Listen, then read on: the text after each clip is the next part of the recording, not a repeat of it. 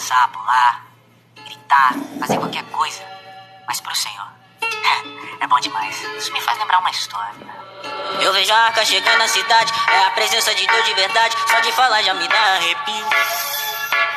Com essa presença eu me sinto à vontade, pois com a presença sim a liberdade. É a presença que enche o vazio. Que cê tá olhando, me calma?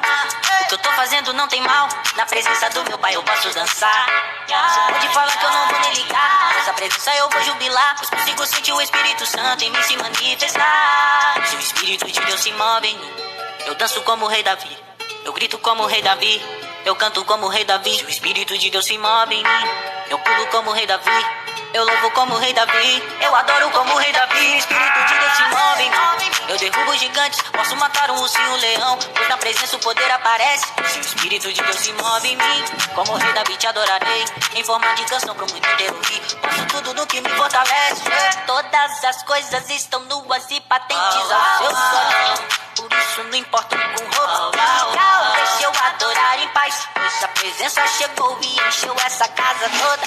Na presença dele eu posso celebrar, na presença dele eu posso até dançar, na presença dele eu posso até pular. E calça na janela e deixa eu adorar.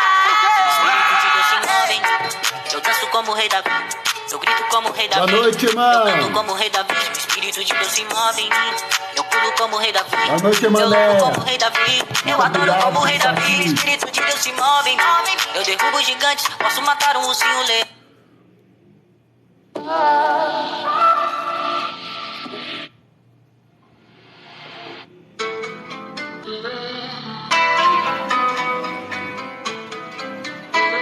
Quero falar com vocês sobre o paradoxo da felicidade. Chama minhas luzes na porra do show.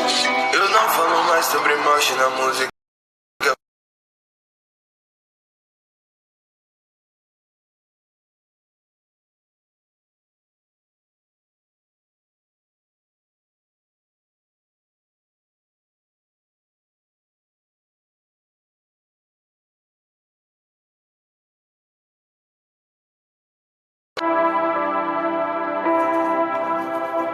Paz, irmãos. Vamos começar. Eu tenho uma mensagem poderosa para a sua vida, irmãos. O paradoxo da felicidade. Deixa eu apagar a luz ali.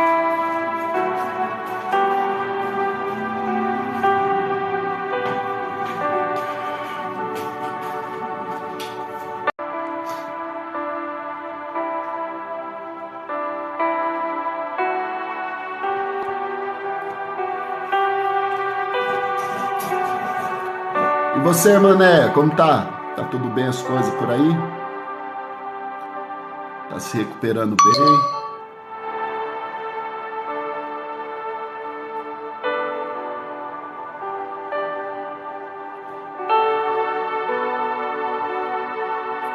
Tem uma mensagem, o paradoxo da felicidade.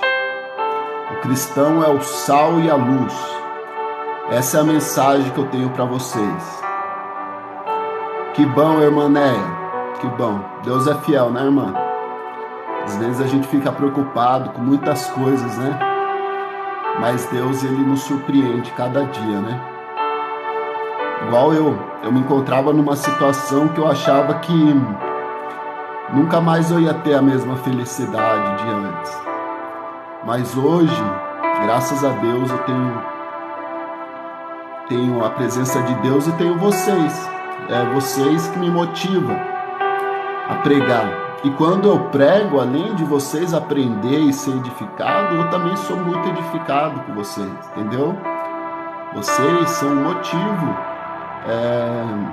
As igrejas fecharam a porta para mim pregar, me calaram.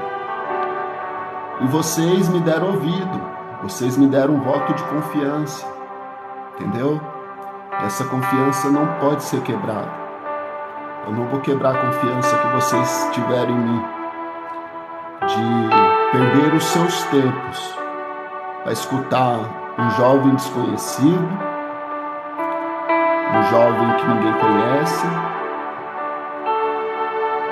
mas que na medida do possível a gente tenta pregar a verdade e de graça, porque de graça nós recebemos e de graça a gente dá. Vamos esperar entrar mais um pouquinho de gente aí, irmãos. A gente já começa, tá? Porque essa mensagem aqui, irmãos, deu trabalho. Essa mensagem aqui demorou um pouco para me preparar. O paradoxo da felicidade, o cristão é o sal e a luz do mundo. Bem-vindo, pastor, seja bem-vindo. Eu vou começar aqui, irmãos, para a gente não perder tempo, tá?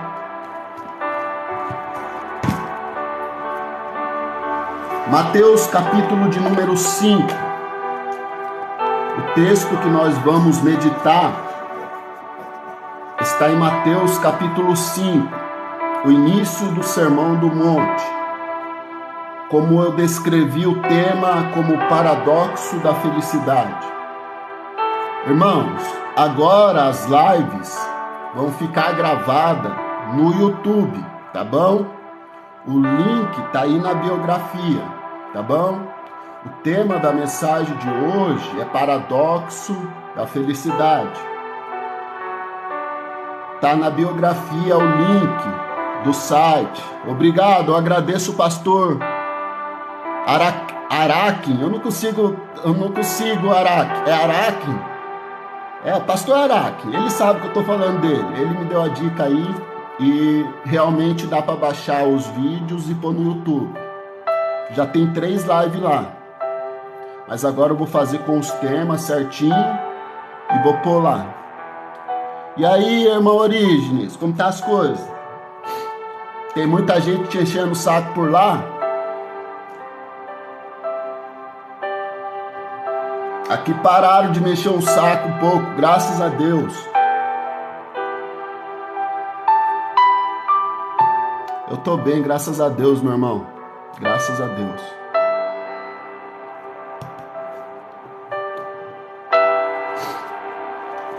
Irmãos, o Sermão do Monte é o primeiro sermão pregado por Jesus Cristo.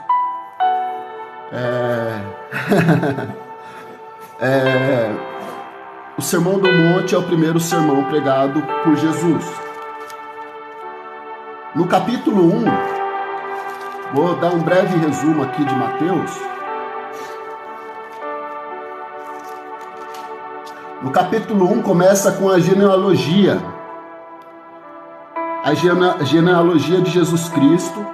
No capítulo 1, depois fala do nascimento. No capítulo 2 fala sobre a visita dos magos do Oriente. Depois que os magos do Oriente enganam Herodes, eles fogem para o Egito. E depois que Herodes morre, ele volta do Egito e passa a morar na Galiléia, numa cidade chamada Nazaré. No capítulo 3 aparece João Batista pregando no deserto da Judéia, dizendo: arrependei-vos e convertei-vos, porque é chegado o reino do céu. Esse é aquele que foi anunciado pelo profeta Isaías, que diz: voz do que clama no deserto, preparai o caminho do Senhor, endireitai as suas veredas, aplanai os caminhos tortuosos. Esse João se vestia de pelo de camelo, tinha um cinto em torno dos seus lombos, e se alimentava de gafanhoto e mel silvestre. Ia ter com ele toda Jerusalém, as pessoas que moravam perto do rio Jordão, para ser batizado por ele. E ele pregava o arrependimento. E vinha da cidade fariseus, saduceus, para ver o seu batismo. E João apontava para eles e dizia: raça de víboras, quem vos ensinou a fugir da ira vindoura? Vocês pensam porque são filhos de Abraão, vocês já estão perfeitos? Na verdade vos digo que Deus pode suscitar filhos de Abraão através de uma pedra. E João Batista disse: eu batizo com água para o arrependimento. Mas aquele que veio depois de mim é mais poderoso do que eu não sou digno de desatar a sua sandália. Ele vos batizará com o Espírito Santo e com fogo. Ele tem a pá em suas mãos e limpará a sua eira. Recolherá o trigo no celeiro, mas a palha será queimada no fogo. Então João Batista estava no deserto batizando, e apareceu Jesus para ser batizado por ele. E João Batista disse: eu careço de ser batizado por ti, venha a ti a mim. E Jesus disse: deixa que se cumpra toda a justiça.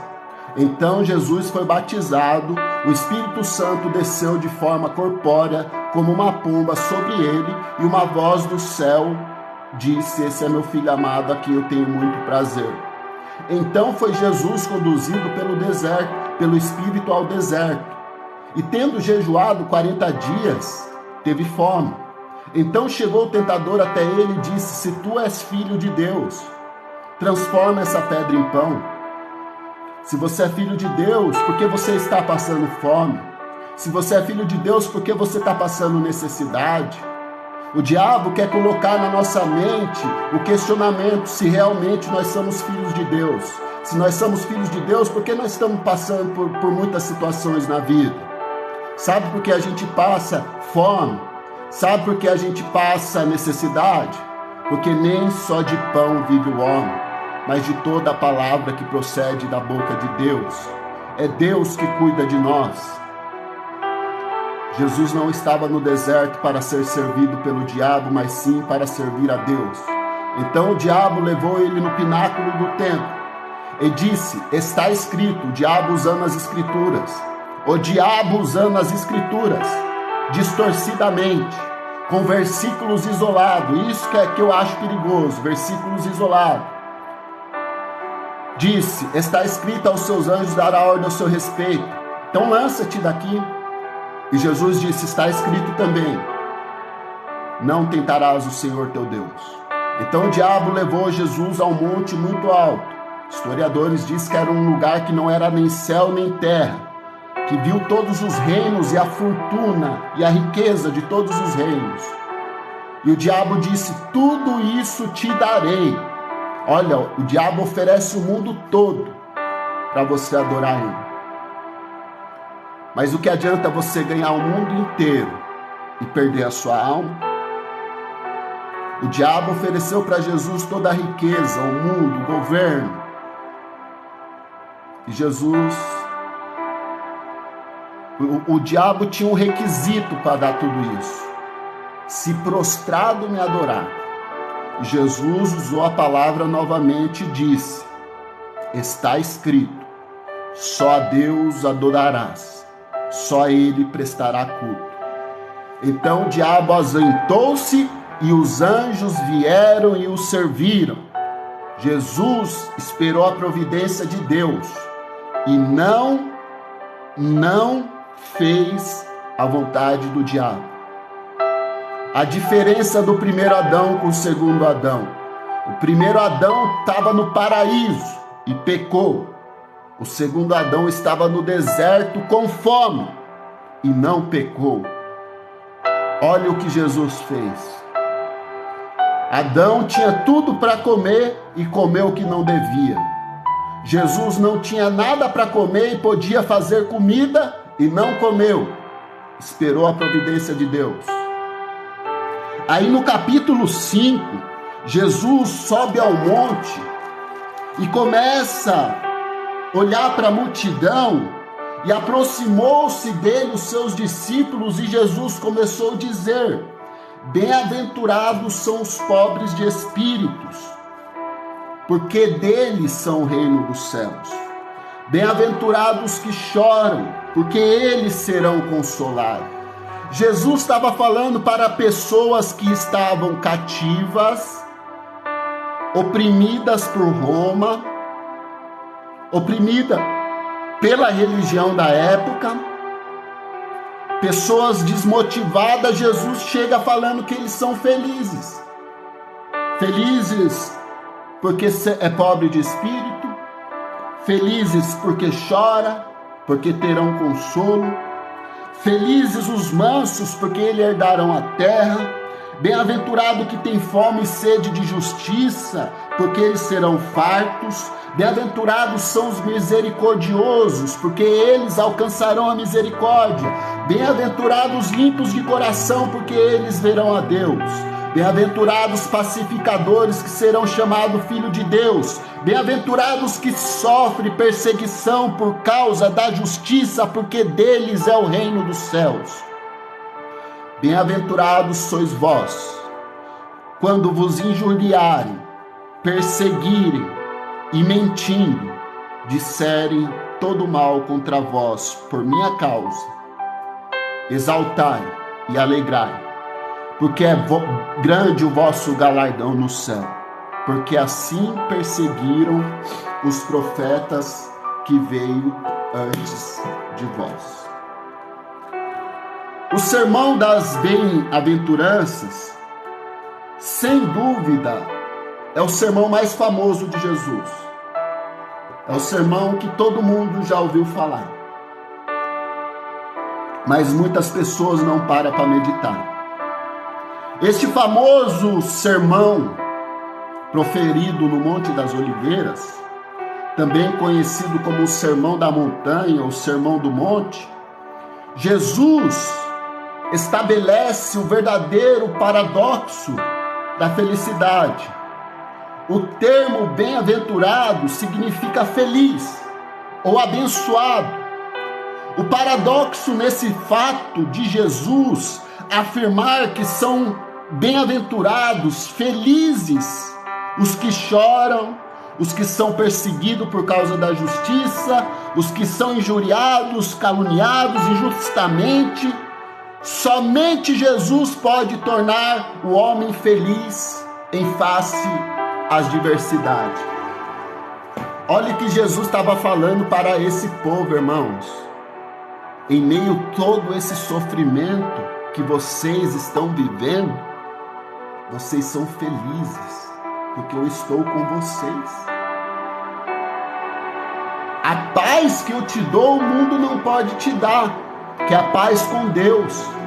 Talvez o mundo ao redor está em conflito contra você, mas se você está em paz com Deus, você é feliz. É feliz aquele que tem paz com Deus, porque nós éramos inimigos de Deus por natureza.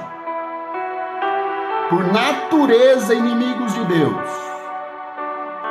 A Bíblia diz que o salário do pecado é a morte, mas o dom gratuito de Deus é a vida eterna. Nós éramos caídos da graça, condenados ao salário do pecado, mas Deus amou o mundo de tal maneira que enviou o seu único Filho para que todo aquele que nele crê não pereça, mas tenha a vida eterna. E Deus prova o seu amor para conosco em que Cristo morreu por nós, nós ainda sendo pecadores.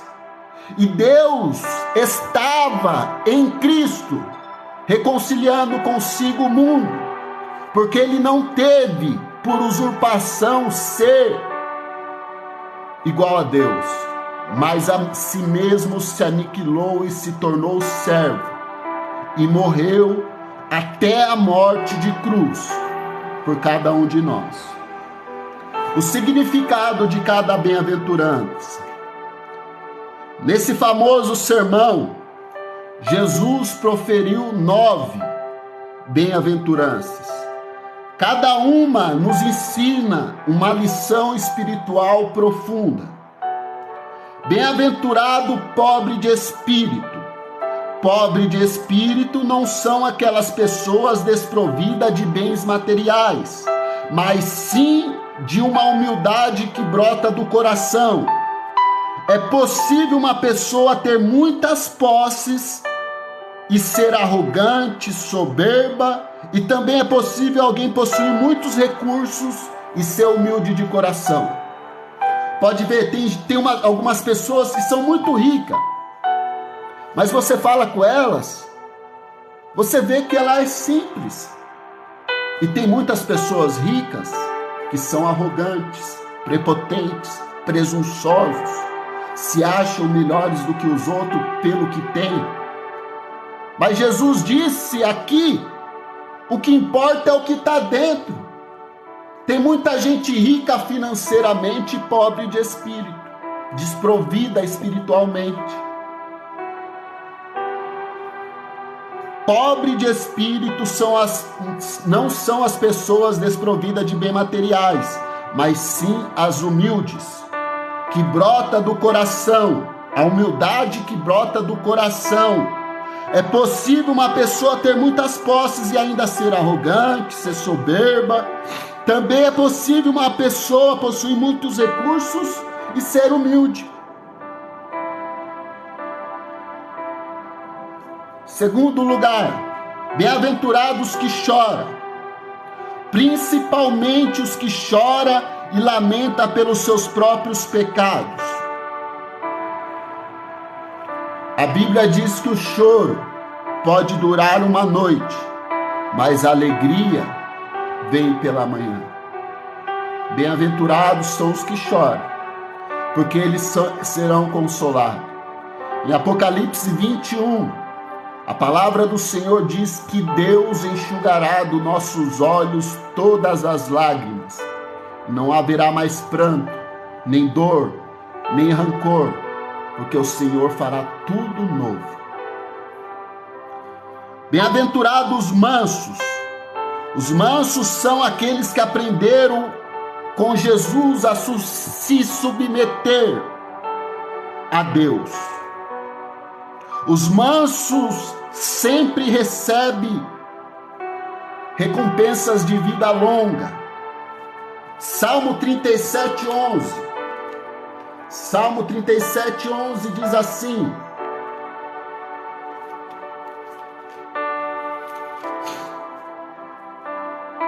mas os mansos herdarão a terra e se deleitarão em abundância e paz. Jesus só estava citando os salmos, irmão.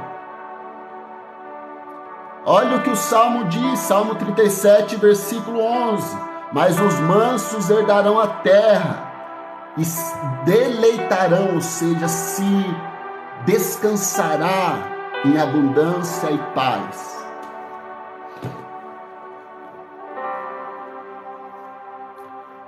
Bem-aventurado os que têm fome e sede de justiça. Os que têm fome e sede de justiça não pode ser confundido com as pessoas que têm sede de vingança. Sede de justiça é que a justiça seja feita, não vingança, porque a vingança pertence ao nosso Deus.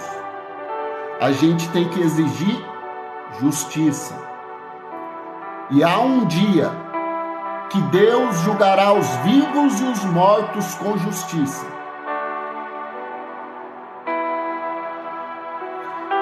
O que tem fome e sede de justiça são as pessoas que abominam a injustiça e gostam de fazer o que é reto diante de Deus. Os que têm sede de justiça, eles querem ver as coisas acontecer do jeito certo, mas não acontece. Mas um dia Deus julgará com justiça o mundo. Bem-aventurados pacificadores. Pacificadores nunca aparecem metidos no meio de confusão. O cristão não tem que estar no meio de confusão, discussão, debates, como a gente vê por aí. A gente vê debates cristãos que não parece que são cristãos reunidos. Parece que colocou uma rinha de cães para se degladiar. Bem-aventurados pacificadores. Os pacificadores nunca estão metidos no meio de confusão.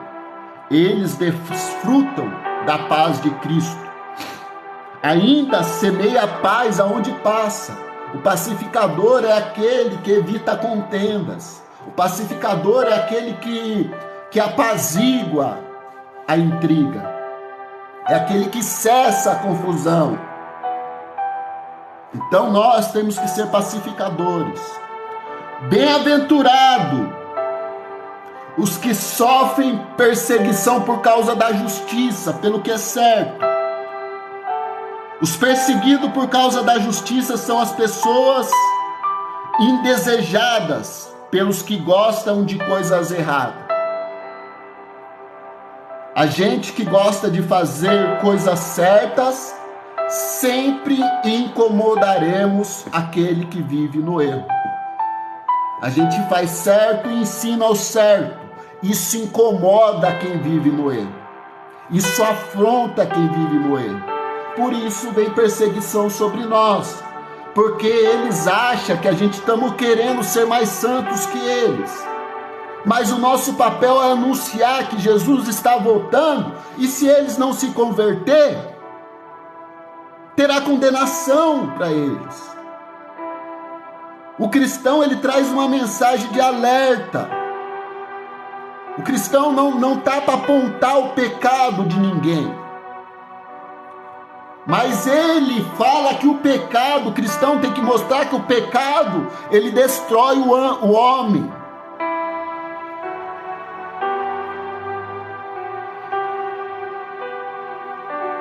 É isso daí, irmão André. O mundo está cheio disso. Bem-aventurados que sofrem perseguição por causa da justiça. Perseguição por causa da justiça, porque nós somos indesejados por pessoas erradas. Se a gente faz certo e somos perseguidos, é porque a gente está incomodando algumas pessoas. E o evangelho veio para incomodar mesmo. Ele incomoda as potestades do ar, ele incomoda o diabo, incomoda até falsos pastores.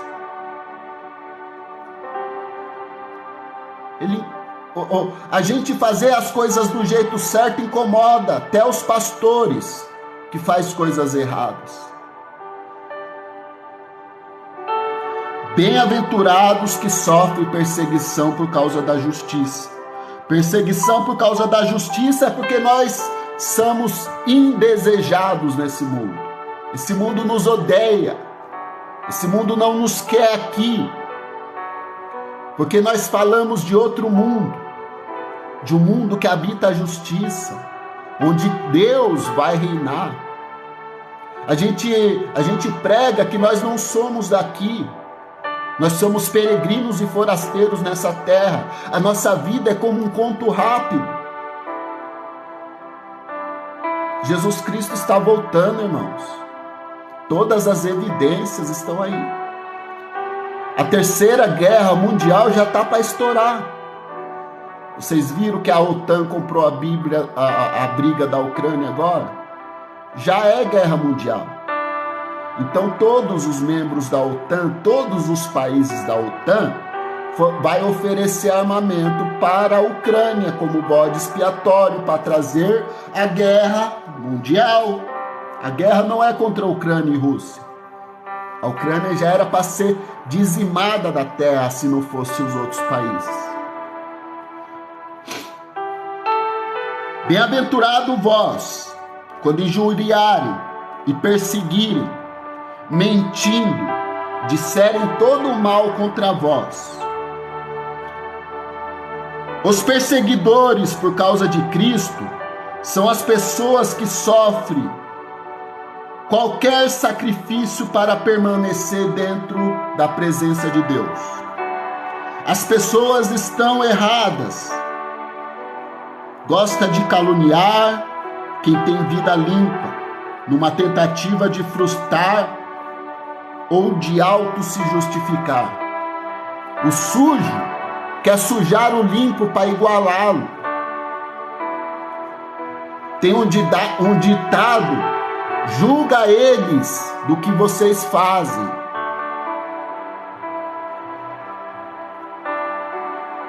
Os perseguidos por causa de Cristo são as pessoas que sofrem qualquer sacrifício para permanecer dentro da vontade de Deus. As pessoas estão erradas. Gosta de caluniar os que têm a vida limpa, numa tentativa de frutar. Ô irmã, Mateus capítulo 5, Sermão do Monte, tá bom? Nós estamos no versículo 11, no último versículo. Entretanto, o justo sempre triunfa no final. Salmo 37, versículo 29 ao 40. Vamos lá. Os justos herdarão a terra e habitarão nela. A boca do justo fala da sabedoria, a sua língua fala o que é reto. A lei do seu Deus está no seu coração, e os seus passos não resvalarão. O ímpio respeita o justo e procura matá-lo. O Senhor não deixará suas mãos, nem condenará quando for julgado. Espera no Senhor, guarde o seu caminho, Ele te exaltará para herdar a terra, e tu verás quando os ímpios forem desarraigados da terra.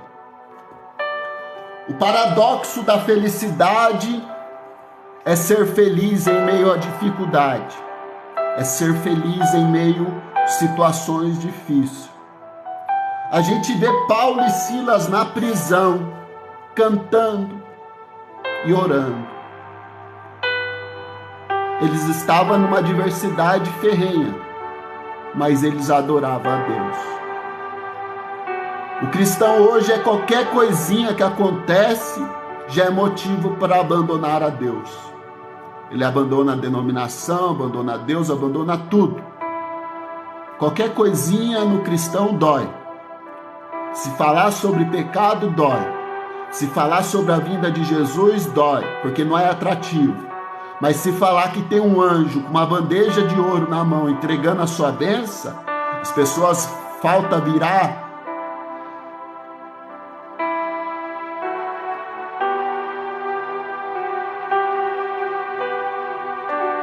Você quer ver eu adorar a Deus, irmão?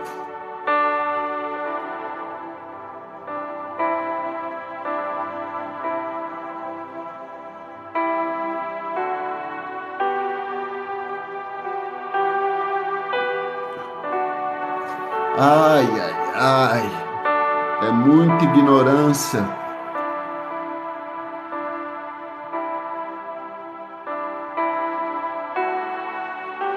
O justo herda a terra porque ele não arruma confusão, irmão.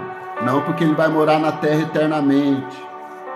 Os irmãos já querem entrar, ô pastor Raquel, os caras já querem entrar no assunto de testemunho de Jeová. Ó, quando começa esses assuntinhos aqui, ó, justo herdará a terra, ponto de interrogação.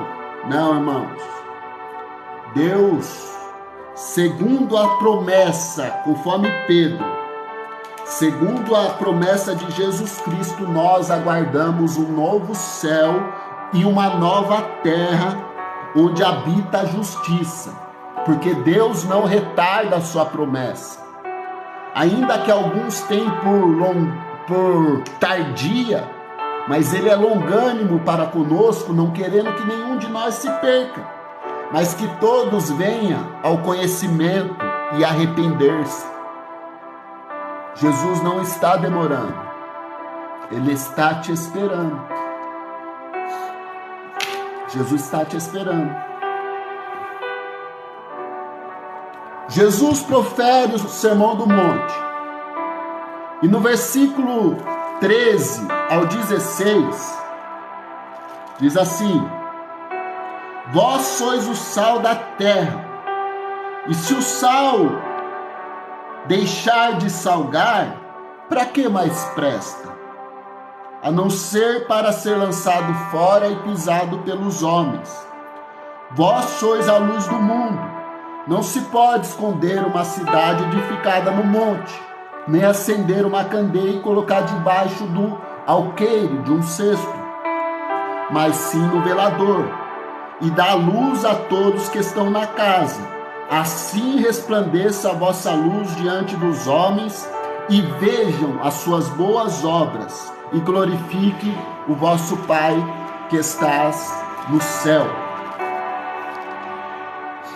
Nesse texto, que dá continuação no Sermão do Monte, vamos aprender a importância do papel do cristão neste mundo. O sal da terra, a luz do mundo. O sal é símbolo de conservação, preservação. O sal é quem dá sabor aos alimentos. Esse mundo ainda é preservado por causa da igreja de Cristo na terra.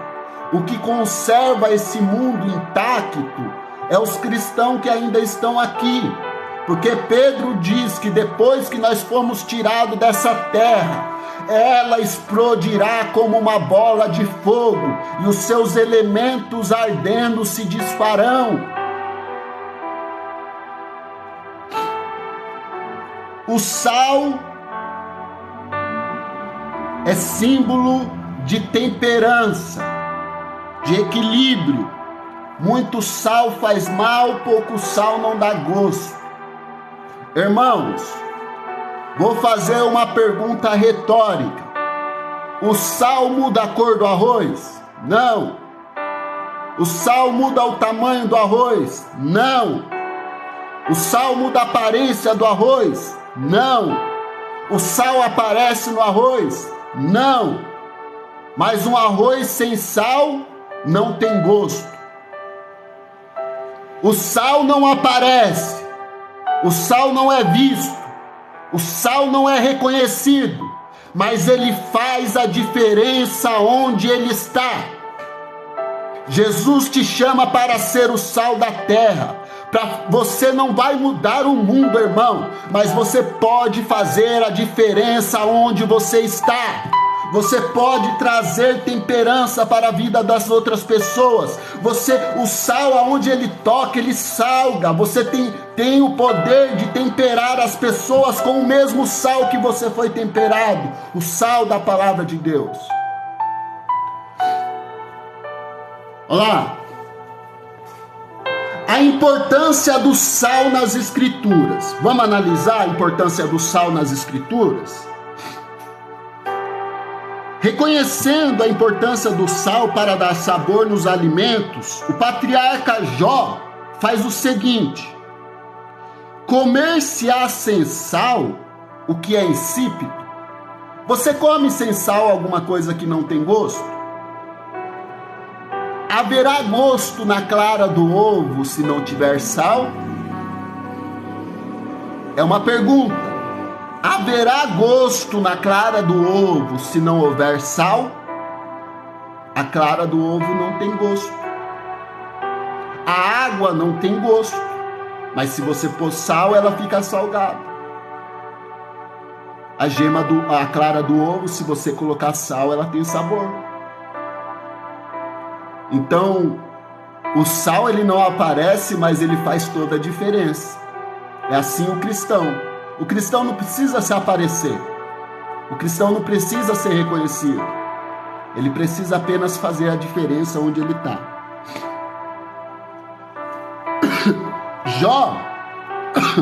Jó capítulo 6, versículo 6.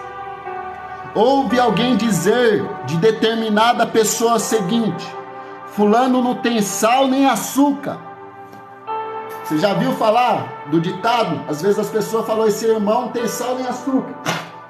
Esse irmão não é doce nem amargo. Não é doce nem salgado. Ou seja, a pessoa não é salgada nem doce. É uma espécie de pessoa que não tem sabor, é insípido. Uma pessoa que é insípida para nada serve, a não ser para ser desprezada e pisada pelos homens. Levítico, Moisés escreveu a importância do sal nas ofertas, dizendo: toda oferta dos teus manjares salgarás com sal. Não deixará faltar a tua oferta de manjares, sal do concerto do teu Deus. Em toda a sua oferta oferecerá sal. Por 3 vezes é recomendado sal nas ofertas dos filhos de Israel. Em Números, a Bíblia afirma o concerto perpétuo de sal perante o Senhor. Os orientais tinham por costume ratificar as suas promessas e aliança por meio de presentes de sal. Para eles, o sal era um emblema de preservação, de constância, de felicidade, uma aliança feita, não podia em hipótese nenhuma ser quebrada. Para quem não sabe, a palavra salário vem de sal. Antigamente o salário era pagado com sal, aí que veio a palavra salário. Em 2 Crônicas, Abias, rei de Judá, afirmou A aliança feita com o Senhor e Davi e a sua descendência era um concerto de sal. O sal aqui tem o sentido de perpétuo, porque o sal conserva a comida por tempo indeterminado. O sal conserva as coisas por tempo indeterminado.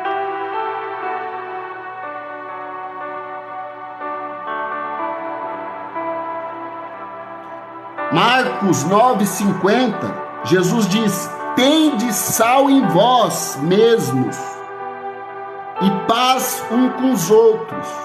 Ou seja equilibrado vocês e tenha paz com todos. Em Colossenses capítulo 4, versículo 6, a Bíblia diz: a sua palavra sempre seja agradável, temperada com sal, para que saibais como responder a cada um. Irmãos, o cristão tem que ser o sal. Se ele não tiver mais sabor, não serve para nada, a não ser para ser lançado fora e ser desprezado do homem. E além de Jesus dizer que nós somos o sal, que o sal faz a diferença, que o sal conserva, que o sal mantém o equilíbrio, ele diz que nós somos a luz do mundo. A importância da luz nas Escrituras. A Bíblia diz no livro, a Bíblia é o livro da luz. Olha para você ver, em Gênesis Deus começa falando de luz. Em Apocalipse, Deus fala que Cristo iluminará toda a Nova Jerusalém. A Bíblia é o livro da luz. De Gênesis a Apocalipse, as Escrituras Sagradas destacam a grande importância da luz.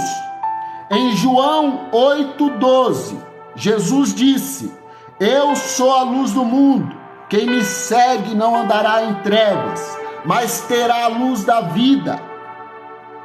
O que Jesus quis dizer? O mesmo que ele quer da igreja. Ele quer que a gente tenha a luz da vida, que a gente faça a diferença como ele fez, que a gente ilumine aqueles que estão em trevas. Vamos lá, João 9,5, Jesus voltou a dizer: enquanto eu estou no mundo, sou a luz do mundo. Enquanto a igreja do Senhor estiver na terra, ela brilhará como a luz do mundo. Efésios 5,8. Vamos ler Efésios 5,8. Efésios 5,8. Eu estou fazendo de forma didática, irmãos, para que você possa acompanhar lá no canal do YouTube, o Paradoxo da Felicidade. Efésios capítulo 5, versículo de número 8. Diz assim: porque no outro tempo eras trevas, mas agora sois luz no Senhor. Andai como os filhos da luz. Antigamente a gente era trevas, mas Jesus acendeu a luz que tinha em nós. Tem um versículo muito bonito que diz assim: ele não pisará a cana quebrada e nem apagará o pavio que fumega, até que faça reinar a justiça. Ou seja, quando a nossa chama está apagando, o sopro do Espírito Santo nos reacende. A menorá, os 7 castiçais de ouro, que era colocado o azeite, simboliza a luz do Espírito Santo que ilumina todo homem. Vamos lá. Em Filipenses 2,15, Paulo afirma: devemos ser irrepreensíveis, sinceros, filhos de Deus, em meio de uma geração corrompida e perversa, entre qual resplandeceis como astros no mundo. Olha, a gente vive em tantas trevas que a gente brilha como as estrelas do céu no meio dessas trevas. Filipenses 2,15 diz que nós somos como estrelas no meio da vasta escuridão da terra. Em 1 Tessalonicenses, capítulo 5, versículo 5, Paulo escreve: todos vós sois filhos da luz e filhos do dia. Nós não somos da noite nem das trevas. A igreja do Senhor é o castiçal de ouro que brilha e ilumina o mundo de trevas. Em 1 Pedro, capítulo 1, capítulo 2, versículo de número 9, Pedro escreve dizendo: mas vós é a geração eleita, o sacerdócio real, a nação santa, o povo adquirido, para que anuncieis a virtude daquele que vos chamou das trevas para a sua gloriosa luz. Vós que não era povo de Deus, agora sois povo de Deus. Vós que não tinha alcançado a misericórdia, mas agora alcançaste a misericórdia. Vós que não tinha luz em si, Deus fez resplandecer a luz sobre nós.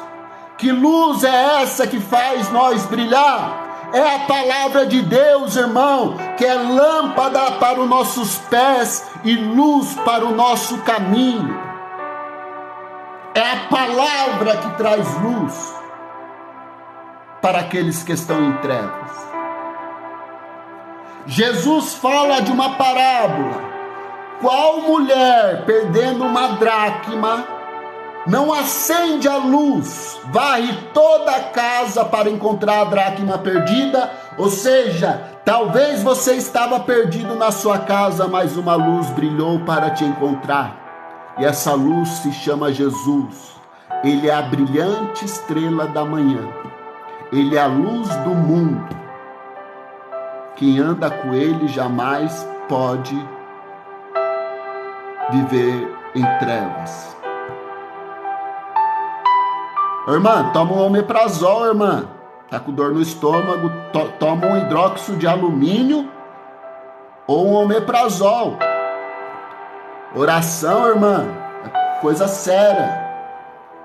Pedir oração para coisas superficiais, irmãos. Tem remédio para dor de estômago, tem remédio para aflição. Melhor remédio para aflição é joelho no chão. Melhor remédio para aflição é o joelho no chão. Tá aflito? Joelho no chão. Você vai ver que até a dor de estômago sua vai passar.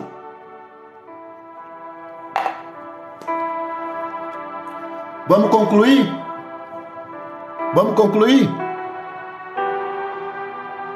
Joelho no chão resolve. É muito fácil ficar terceirizando o serviço.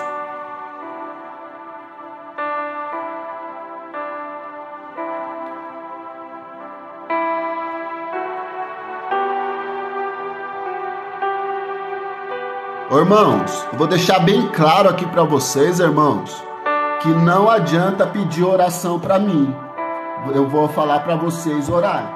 Eu não vou ficar orando para ninguém. Vocês têm que se tornar. Não é porque eu não quero orar por vocês, irmãos. Pelo amor de Deus. Mas vocês têm que formar o hábito de orar. Pelo amor de Deus. Nessa altura do campeonato, pedindo oração. Jesus está voltando e você não aprendeu a orar ainda. E acha que vai subir.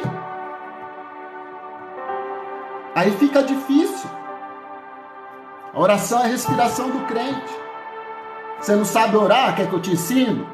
Jesus fala, quando você for orar, entra no seu quarto, fecha a porta e ora em secreto, que o vosso Pai que te vê em secreto, Ele te escutará. E não seja como os hipócritas, que oram em pé, nas esquinas, nas sinagogas, com longas orações para ser vista pelos homens. Mas nós oramos em secreto. Para aquele que vem em secreto, ele que vai nos responder. Às vezes as pessoas oram para o homem ouvir. O cristão tem que entrar no seu quarto, fechar a porta para Deus ouvir. Porque se o homem ouvir a sua oração, Deus não ouve. Tem muitas pessoas orando, esperando, depositando sua fé em homens. Por isso se frustram.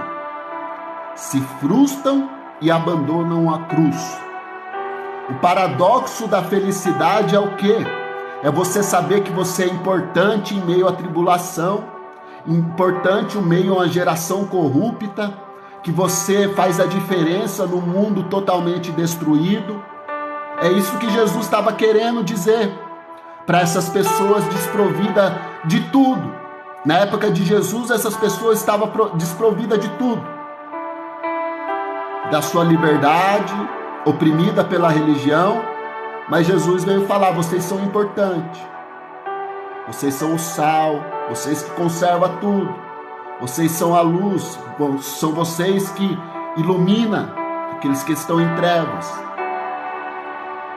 Qual mulher que perdendo uma dracma não acende a luz e varre a sua casa com diligência até encontrar a dracma perdida? Irmãos, você é a luz da sua casa. A luz que Deus acendeu na sua casa é você.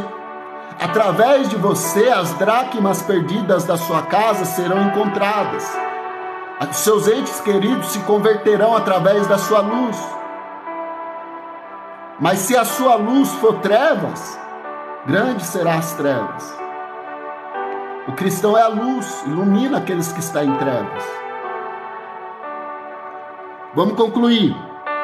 A igreja nunca deve esquecer que ela é um representante de Cristo na terra.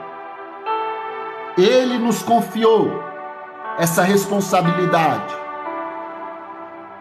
de sermos sal e a luz desse mundo.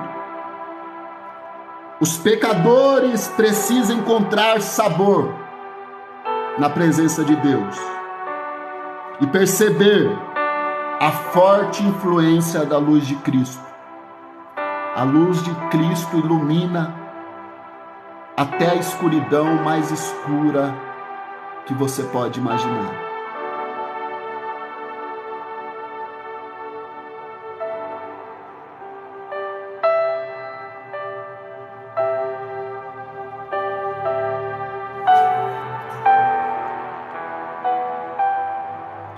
Nada, irmã Bárbara, não leva a mal não, irmã.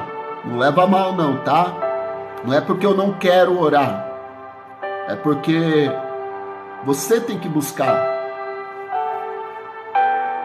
É você. Tem lutas que é você que luta. Eu não posso lutar por você. Eu luto todas as minhas batalhas sozinho. Eu passei por todas as minhas dificuldades, todas nesse quarto que eu tenho aqui sozinho. Quantas vezes o meu cachorro nas madrugadas lambeu minhas lágrimas? Porque eu sabia que eu que tinha que buscar. É eu que tenho que orar. É eu que tenho que pedir. É eu que quero alguma coisa, é eu que tenho que buscar. A Bíblia diz: aquele que pede, recebe, aquele que busca, alcança, aquele que bate, a porta se abre. Qual dentre vós, o filho, pedir um pão, você daria uma pedra?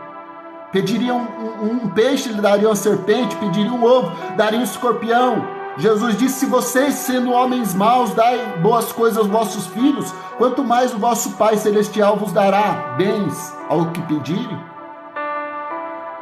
Então, nunca esqueça da sua identidade. Você é a luz que ilumina as trevas, e você é o sal que conserva essa terra e traz tempero para aquelas pessoas que perderam o sabor da vida. a gente perde o sabor da vida e Cristo vem e nos tempera com o seu amor, nos tempera com a sua graça, nos tempera com a sua misericórdia, nos tempera com a tua palavra. Esse é o paradoxo da felicidade. Ser feliz no mundo infeliz.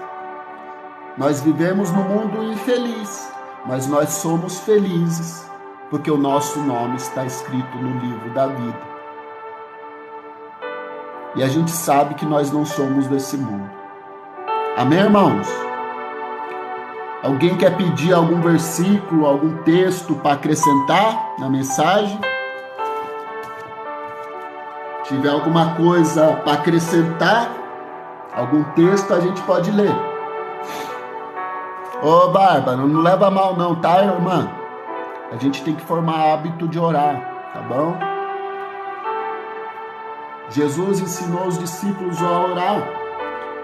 A gente tem que ter uma vida de oração. Esse costume não é bom, ficar pedindo para os outros orar. Isso aí você está mostrando para o diabo que você está totalmente vulnerável. Você não tem força nem para orar. Engraçado que as pessoas têm força para ir para academia, têm força para trabalhar, têm força para fazer um monte de coisas, mas não tem força para orar.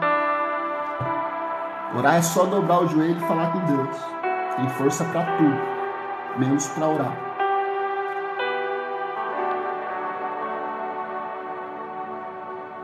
É isso daí. Quero agradecer a todos vocês. Se você quiser assistir novamente o Paradoxo da Felicidade, estará no nosso canal do YouTube, que está aí na biografia. Quero agradecer a irmã Néia, ao pastor eu não consigo falar esse nome, meu Deus. Araqueno. Pastor Araqueno.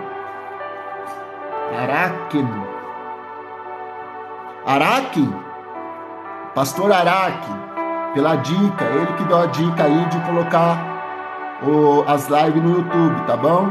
Para quem não assistiu, na biografia aí tá o link do canal do YouTube. Se você puder, lá vai ter as lives salvas lá, tá bom?